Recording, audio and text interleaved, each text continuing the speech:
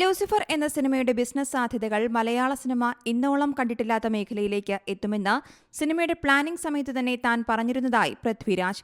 ഇതിന്റെ ഫലപ്രാപ്തി എന്നോണം സിനിമയുടെ ഡിജിറ്റൽ സാറ്റലൈറ്റും ഓവർസീസ് ഡിസ്ട്രിബ്യൂഷനും റെക്കോർഡ് തുകയ്ക്കാണ് വിറ്റുപോയതെന്നും പൃഥ്വിരാജ് പറഞ്ഞു. ഒരു അഭിമുഖത്തിലായിരുന്നു പ്രതികരണം. ഒരു സിനിമയെ ജനം അംഗീകരിച്ചു കഴിയുന്നതോടെ ആ സിനിമ ചെയ്ത സംവിധായകന്റെ വിജയവും പൂർണ്ണമാവുകയാണ്. പിന്നീട് സംഭവിക്കുന്നതെല്ലാം റെക്കോർഡ് കളക്ഷൻ അടക്കം ആ സിനിമയുടെ ഉപോൽപ്പന്നങ്ങൾ മാത്രമാണ്.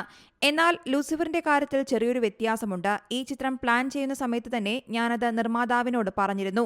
മലയാള സിനിമ ഇന്നോളം കൈവയ്ക്കാത്ത പല ബിസിനസ് മേഖലകളും നമുക്ക് ചൂഷണം ചെയ്യാൻ കഴിയുമെന്ന് ഈ ചിത്രത്തിലൂടെ തെളിയിക്കാനാകും. അതിന്റെ ഫലപ്രാപ്തിയായിരുന്നു ലൂസിഫറിന് ലഭിച്ച ഡിജിറ്റൽ സാറ്റലൈറ്റും ഓവർസീസ് ഡിസ്ട്രിബ്യൂഷനും എന്നും പൃഥ്വിരാജ് പറയുന്നു. റെക്കോർഡ് കളക്ഷനിലാണ് ഈ രണ്ട് റൈറ്റ്സും വിറ്റുപോയത്. ലൂസിഫറിന് ലഭിച്ച സാറ്റലൈറ്റ് റൈറ്റ്സിനേക്കാളും ഉയർന്ന തുകയ്ക്കാണ് ഡിജിറ്റൽ റൈറ്റ്സ് വിറ്റുപോയത്. ചുരുക്കത്തിൽ ഡിജിറ്റൽ റൈറ്റ്സിന്റെ അപാരമായ സാധ്യതയും ലൂസിഫറിലൂടെ മലയാള സിനിമയ്ക്ക് തുറന്നു കിട്ടിയെന്ന് വേണം പറയാൻ. മോഹൻലാൽ നായകനാകുന്നു, പൃഥ്വിരാജിന്റെ സംവിധാനം, മുരളി ഗോപിയുടെ ചിത്രം തുടങ്ങി വലിയ ഹൈപ്പ് തന്നെയായിരുന്നു ചിത്രത്തിന് ലഭിച്ചത്. അതേസമയം സിനിമയുടെ രണ്ടാം ഭാഗമായ എമ്പുരാനായി പ്രേക്ഷകർ ആകാംക്ഷയോടെ കാത്തിരിക്കുകയാണ്.